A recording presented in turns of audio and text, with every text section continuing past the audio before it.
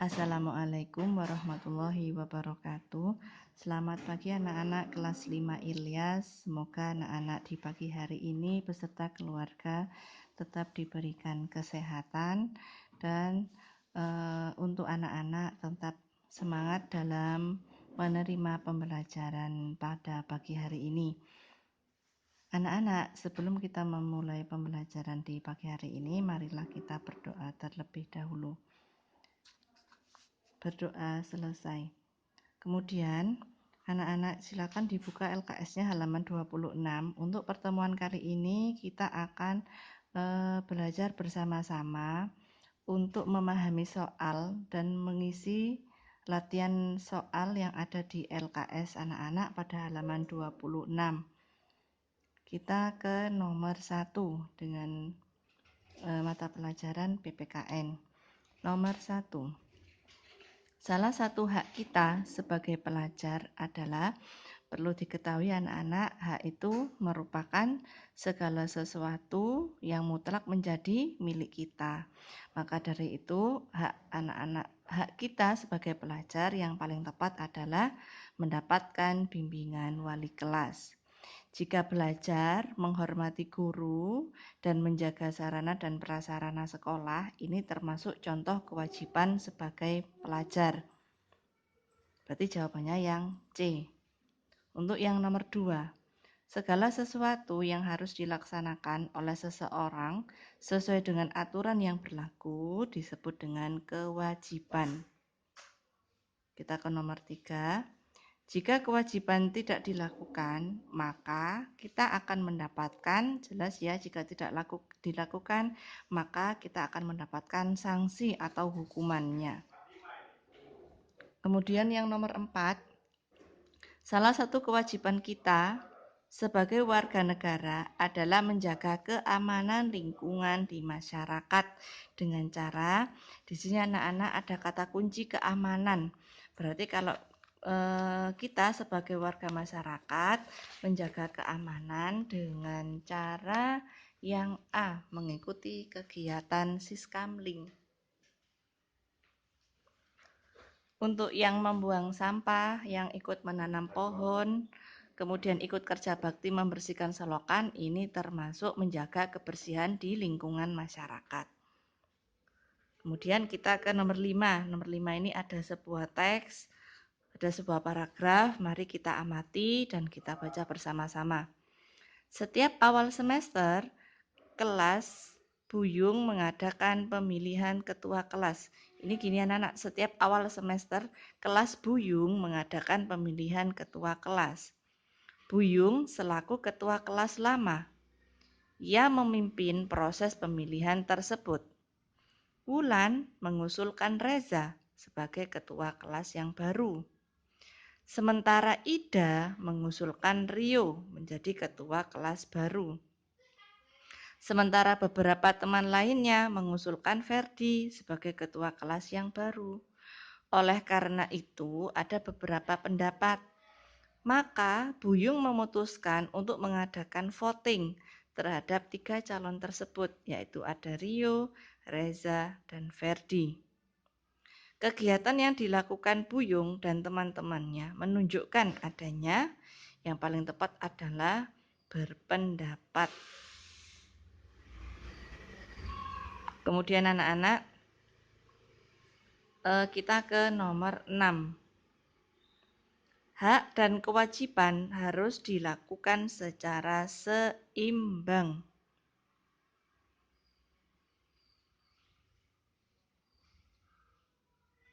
Yang nomor 7, tanggung jawab sebagai warga negara dapat dilakukan dengan melakukan hak dan kewajiban sebagai warga negara. Jelas ya, ini tanggung jawab kita sebagai warga negara, yaitu melakukan antara hak dan kewajiban. Kemudian kita ke yang nomor 8. Jelaskan perbedaan antara hak dan kewajiban. Di sini sudah dituliskan sama Bu Guru, nanti anak-anak bisa menyalinnya di LKS ataupun di buku tulis. Seperti yang dijelaskan tadi, hak itu adalah segala sesuatu yang mutlak menjadi milik kita dan penggunanya. Jika kewajiban itu segala sesuatu yang harus dilakukan dan dilaksanakan oleh seseorang sesuai dengan aturan yang berlaku. Kemudian kita lanjutkan di nomor 9. Sebutkan 3 contoh kewajiban siswa di sekolah. Seperti yang di soal yang nomor 1 tadi sudah ada. Maka yang pertama kewajiban kita sebagai siswa yaitu belajar dengan sungguh-sungguh, menaati peraturan sekolah, dan menjaga kebersihan, ketertiban di sekolah. Ini kewajiban kita sebagai siswa. Selain ini masih banyak lagi contoh kewajiban-kewajiban yang harus dilaksanakan oleh anak-anak ketika di sekolah. Kemudian soal yang nomor 10. Bagaimana cara untuk menggunakan hak berbicara dan berpendapat? Tentu saja kita menggunakan hak berbicara dan berpendapat dalam mengusulkan sesuatu yaitu dengan cara bermusyawarah. Kemudian anak-anak, kita melanjutkan ke materi bahasa Indonesia nomor 11. Informasi yang terdapat pada teks eksplanasi berupa fakta. Karena teks eksplanasi sendiri itu adalah anak-anak yang teks yang menjelaskan suatu fenomena atau suatu kejadian yang benar-benar terjadi, yang benar-benar ada. Maka teks eksplanasi sifatnya fakta. Kemudian yang nomor 12. Berikut ini merupakan beberapa macam media cetak, kecuali jelas media cetak yang bukan media cetak yaitu radio. Radio merupakan media elektronik.